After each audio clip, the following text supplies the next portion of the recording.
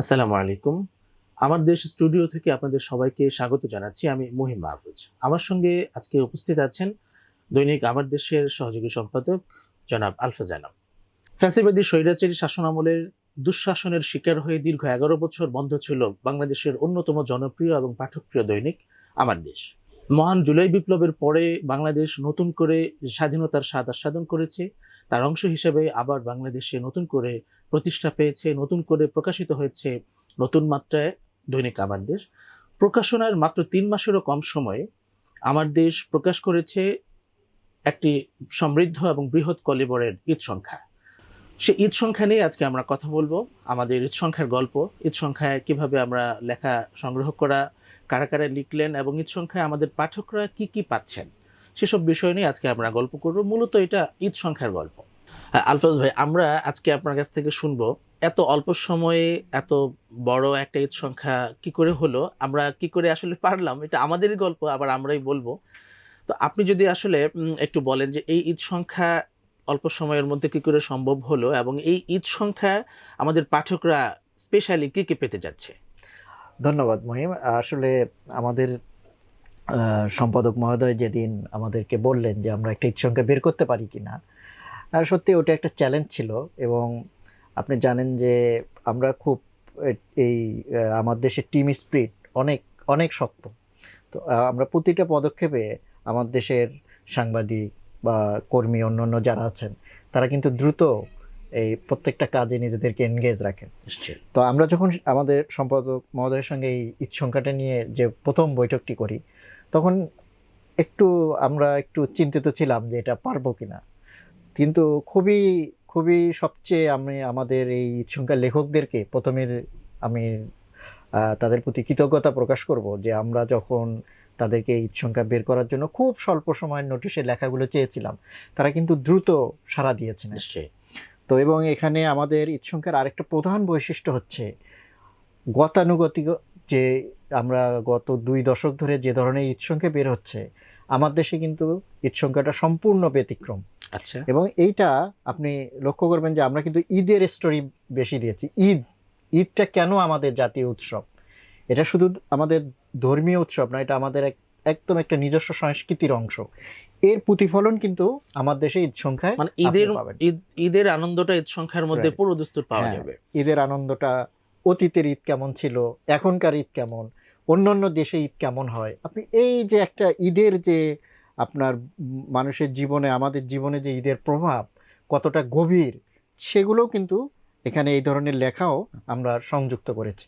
আর খুব সাথে ভালো। সাথে তো আপনি ঈদ সংখ্যার যে সাধারণ যে আপনার সাহিত্যিক দিকগুলো থাকে, গল্প উপন্যাস, সেগুলো তো আপনি ছিলেন। আপনি বলেন সেখানে কারা ছিল? এর আগে আমরা আরেকটু বিষয়ে যাই। ঈদ নিয়ে যখন বলছি এবং সেটা বাংলাদেশের প্রেক্ষাপটে, তখন একটা বিষয় আসে যে আসলে বাংলাদেশ যদিও মানে মুসলমানরা ধর্মীয়ভাবে ঈদ পালন করবে কিছুদিন পরে, কিন্তু গত বছরের ৫ আগস্ট আমরা দেখেছি বাংলাদেশের মানুষ ঈদের চেয়ে কোনো অংশে কম বলা যাবে না, এমন একটা আনন্দ নিয়ে সেলিব্রেট করেছে। সেটাও তো একটা আসলে বাংলাদেশের দিক থেকে একটা ঈদের আনন্দের মতো। হ্যাঁ, তো অবশ্যই। আমি যেটা জানতে চাইবো যে আসলে ২০২৪ এবং ২৫ মিলিয়ে আমি যদি আরেকটু বলি, গত রোজার ঈদের পর থেকে এই রমজানের ঈদ পর্যন্ত একটার বদলে বাংলাদেশ ২ টা ঈদ উদযাপন করেছে। তো আমরা সেই ২ টা ঈদকে এক মলাটে পাচ্ছি কতখানি, বা আদৌ ঠিকঠাক পাঠক কতটা পাবে দুটোটা হ্যাঁ, ঈদকে? দারুণ! আপনি সুন্দর একটা জিনিস নিয়ে আসছেন। আমরা কিন্তু এই আমাদের এই ঈদ সংখ্যাতে জুলাই বিপ্লবের উপর অনেকগুলো লেখা আছে। হুম? এই জুলাইয়ে নারীদের ভূমিকা, জুলাইয়ের যে গ্রাফিটি, জুলাই কেন্দ্রিক অনেকগুলো লেখা আচ্ছা, আপনি আলাদা একটা পাবেন। চ্যাপ্টার যেটা আমরা আলাদা একটা চ্যাপ্টার আমাদের রয়েছে। পাঠকরা পাবে। আর শুরুতেই রয়েছে ঈদের স্মৃতি। আচ্ছা, আমরা তাহলে তাহলে আমরা একটু ভেতরে হ্যাঁ, সূচিটা দেখতে হ্যাঁ, পারি। সূচিতে দেখি যে দেখুন আমাদের ঈদের স্মৃতিতে আ আমাদের সম্পাদক মহোদয় লিখেছেন তার ৬০-এর দশকের ঈদের অভিজ্ঞতা। আচ্ছা, হ্যাঁ? আচ্ছা। তারপর আপনি জানেন যে বাংলাদেশে একজন প্রখ্যাত সাংবাদিক, সম্পাদক শফিক রেহমান দীর্ঘ সময় লন্ডনে ছিলেন। ছিলেন। উনি লন্ডনের ঈদটা কেমন ছিল? এবং লন্ডনের ঈদ সেই সময় তো তিনি বাংলাদেশ থেকে একরকম একটু মানে বাধ্য ছিলেন বাইরে থাকতে। বাইরে থাকার, হ্যাঁ। ফলে তার এই লেখার মধ্যে সেই সময়ের আমরা গল্প হয়তো হুম, পাবো। হুম, এইটা। আরেকজন লিখেছেন সেই হারানো দিনের সেই ঈদের কথা। হ্যাঁ? আচ্ছা। এটা লিখেছেন ডক্টর আহমদ আনিসুর রহমান। উনি অস্ট্রেলিয়ার একজন শিক্ষক এবং ওনার উনি বাংলাদেশে ওই সময়ের বিচিত্রা এবং অন্যান্য সংবাদপত্রে যারা লিখতেন আর কি, অসাধারণ একটা লেখা উনি লিখছেন, হারানো সেই ঈদের কথা। তারপরে আপনার ঈদের স্মৃতিচারণ করেছেন এখনকার প্রখ্যাত আলেম জনাব শাহ আহমদুল্লাহ সাহেব। এছাড়া ইন্ডিয়ার আমাদের পশ্চিমবাংলার বাংলাভাষীদের মধ্যে ঈদের আমেজ, ঈদের উৎসবটা কেমন হয় তা নিয়ে পশ্চিমবাংলা থেকে একজন লিখেছেন, তৈমুর খান, তিনি ঈদের উপর লিখেছেন। আর বাংলাদেশে এই যে আমাদের সমাজে ঈদের প্রবর্তনটা কেমন ভাবে আসলো, আচ্ছা, এ নিয়ে লিখেছেন আমার দেশের নির্বাহী সম্পাদক সৈয়দ আবদাল আহমেদের একটা লেখা। আর ছাড়া ঈদ যে আমাদের হাজার বছরের সংস্কৃতি, ঈদের সংস্কৃতির দিকগুলো লিখেছেন মাহমুদ আহমেদ লেখা। আচ্ছা আচ্ছা। তো ঈদ নিয়ে মোটামুটি আমরা দুইটা ঈদ স্মৃতি ক্যাটাগরি এবং ঈদ রচনা, বেশ অনেকগুলো রচনা পাচ্ছি। এরপরে আমরা দেখতে পাচ্ছি যে প্রবন্ধের মধ্যে বেশ কিছু, হ্যাঁ, প্রবন্ধেতে বৈচিত্র্য আছে। আবার এখানেও বাঙালি ও মুসলিম যে সাংস্কৃতিক দিকগুলো আছে, প্রবন্ধের দিকটাও আছে। তবে আমাদের কিন্তু ঈদ সংখ্যা একটা খুবই চমৎকার একটা দিক আছে, সেটা হচ্ছে বই পড়ার গল্প।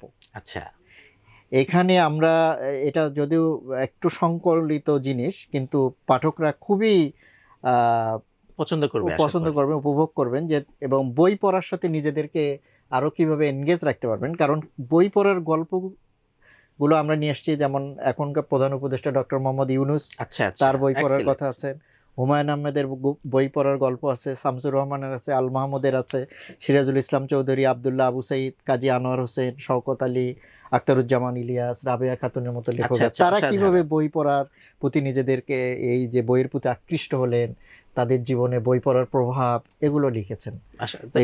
এটা অসাধারণ হবে, কারণ ঈদের ছুটিতে বই পড়াটা, ঈদ সংখ্যা পড়া, এটা তো আমাদের একটা ট্র্যাডিশন। ফলে এই সময় নতুন পাঠকরা যখন বড় বড় লেখকদের বই পড়ার গল্প জানবে, এটা তাদেরকে দারুণভাবে উদ্দীপিত করবে। আচ্ছা, এরপরে আমরা দেখতে পাচ্ছি একটা স্পেশাল আইটেম, সাক্ষাৎকার। সেটা হচ্ছে শেখ মুজিবের সাক্ষাৎকার, ওরিয়ানা ফালাচির সেই সাক্ষাৎকার শিরোনামে। এটা নিয়ে যদি একটু বলেন। এটা খুব বিখ্যাত সাক্ষাৎকার, ওরিয়ানা ফালাচির একটা বই আছে, ইন্টারভিউ উইথ হিস্টরি।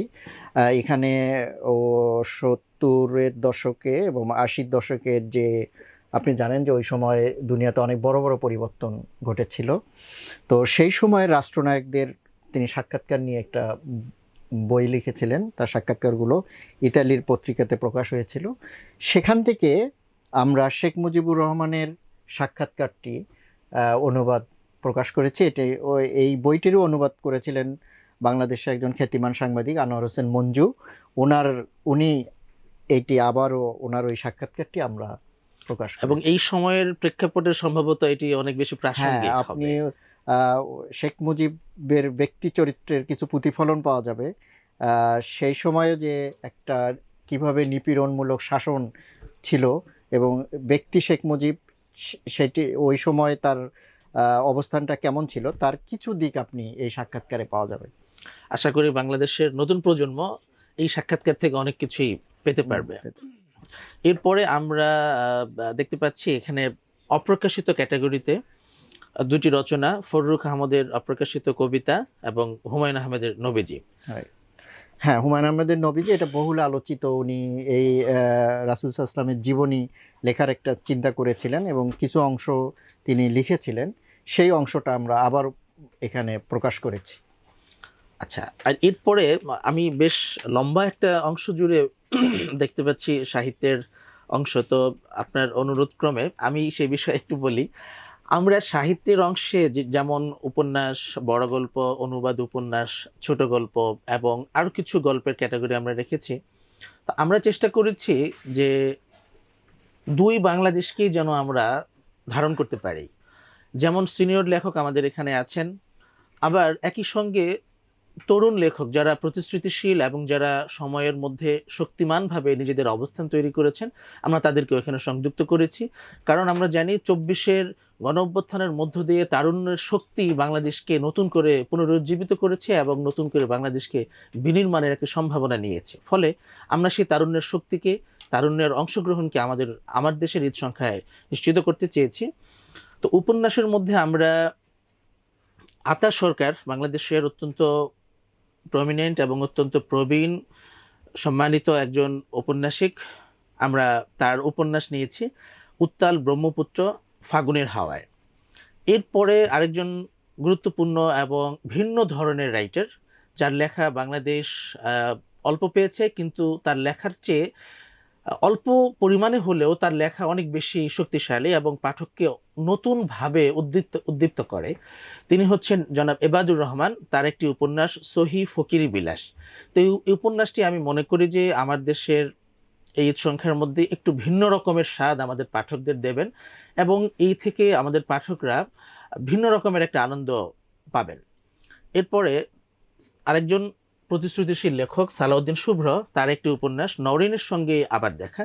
এই উপন্যাসটিও বাংলাদেশের ঢাকার এবং বিশেষত পুরন ঢাকার প্রেক্ষাপটের উপরে লেখা চমৎকার একটি উপন্যাস। যে কোনো পাঠক পড়ার পরেই তার একবার মনে হবে যে আমি শ্যামবাজার যাই, শ্যামবাজার গিয়ে সদরঘাট ঘুরে আসি। খুব মজার একটি উপন্যাস। এরপরে আছে ধান শিখা, নাজমুল হাসান, অত্যন্ত শক্তিশালী লেখক। তো এই 5টি মৌলিক উপন্যাসের পাশাপাশি আমরা আনোয়ার হোসেন মঞ্জুরি অনুদিত আরেকটি উপন্যাস রেখেছি, ইরানের বিদ্রোহী দুর্গ আলামত। তো এই উপন্যাসটিও একটি ঐতিহাসিক ধারার উপন্যাস এবং অত্যন্ত শক্তিশালী। আশা করি আমাদের পাঠকরা ঈদ সংখ্যার মধ্যে নতুন মৌলিক উপন্যাসের পাশাপাশি একটি ভিন্ন ধরনের ফ্লেভার পাবেন। এর মধ্যে বড় গল্পের মধ্যে আমাদের আছে যে গল্পটি, সেটি অত্যন্ত গুরুত্বপূর্ণ এই জন্যে যে বড় গল্পটি মূলত ফিলিস্তিনের যে ভয়াবহতা আমরা দেখতে পাচ্ছি, সে ফিলিস্তিনকে উপজীব্য করে ফিলিস্তিনের প্রেক্ষাপটে গল্পটি লিখেছেন আহমদ মতিউর রহমান। এই গল্পের মধ্যে মূলত আহমদ দেইফকে আমরা নতুনভাবে পাবো, যিনি নাকি ফিলিস্তিন আন্দোলনের অন্যতম মাস্টার মাইন্ড যাকে বলা হয়। এরপরে আমরা পাবো এই সময়ের অন্যতম শক্তিশালী গদ্যকার, যাকে এই সময়ের শক্তিশালী অন্যতম কথা সাহিত্যিক বললেও কোনো অংশে কম হবে না, জাহিদুর রহিম। জাহিদুর রহিমের ফিলোসফিক্যাল ফিকশন আমার প্রাণের পরে। তো আশা করি এই বড় গল্পটি আমাদের পাঠকদেরকে ভিন্ন ধরনের একটা স্বাদ দিবে। এরপরে গল্পের মধ্যে আমরা পাচ্ছি অন্যতম শক্তিশালী লেখক ইউসুফ শরীফ। তিনি লিখেছেন জায়েদ বক্সের ফেরা শীর্ষক গল্প। আন্দালিব রাশদির হিকরি ডিক্রি গল্পটি আছে। এরপরে আছে নাজিব ওয়াদুদের ঠিকানা গল্প অত্যন্ত অসাধারণ, এবং আরেকজন prominent writer doctor Mahfuz Parvez, তার একটি গল্প পরিচিতি। পাশাপাশি আমরা কলকাতার প্রমিনেন্ট রাইটার যারা, তাদেরকেও এখানে যুক্ত করার চেষ্টা করেছি। কলকাতা থেকে লিখেছেন সৌরভ হোসেন, তার গল্পের নাম জাগ। অসাধারণ, অত্যন্ত শক্তিশালী গদ্যকার তিনি। কলকাতার অন্যতম গদ্যকার হিসেবে তাকে গণ্য করা হয়। এবং আরেকজন গোলাম রাশিদ, তার গল্পের নাম বিরান। ভোটের দিন একটি বিশেষ গল্প, এই গল্পটি লিখেছেন হুমায়ুন হাসান। এবং এই গল্পের মধ্যে আমরা 1974 সনের যে ভোট হয়েছিল সেই ভোটের একটা চিত্র আমরা এই গল্পের মধ্যে দিয়ে পাবো। এবং সর্বশেষ আমরা যে গল্পটির কথা বলতে পারি, প্রহসন হয়েছিল।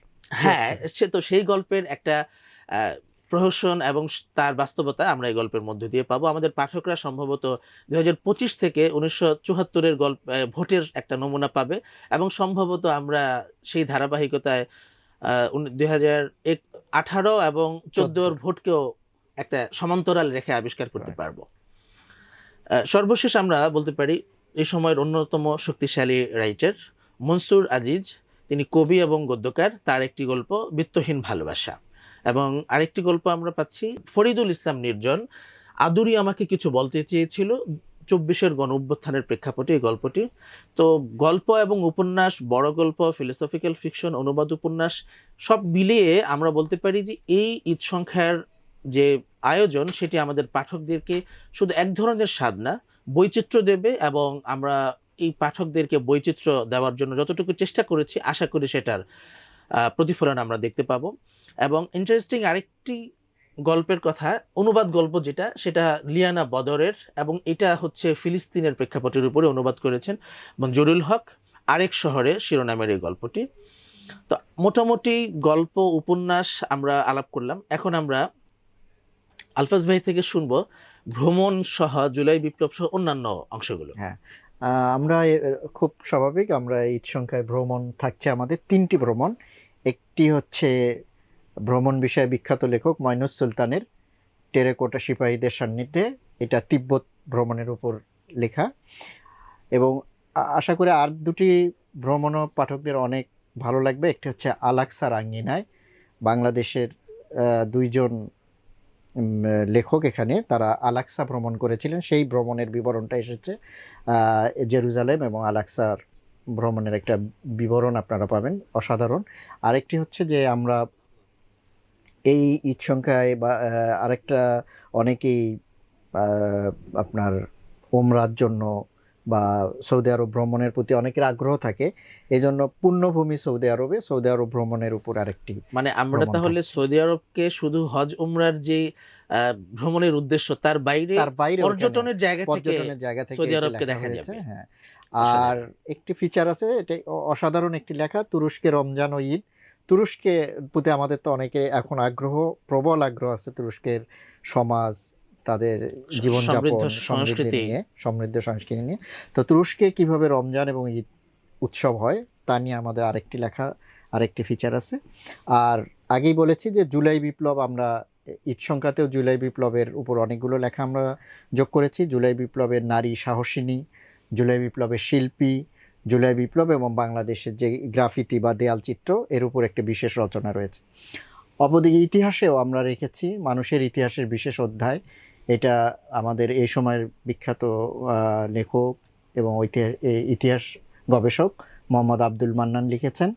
আর আরেকটি লেখা রয়েছে বখতিয়ার খিলজির সমাধি, বাংলার ইতিহাসে নীরব সাক্ষী। আমরা জানি যে বঙ্গবিজয়ের ইতিহাস এবং বখতিয়ার খিলজির যে সমাধি আমাদের পশ্চিমবাংলায় রয়েছে, সেই সমাধিটার এবং সেই সময়ের ইতিহাসের কিছু আলোকছটা আছে এই লেখাতে।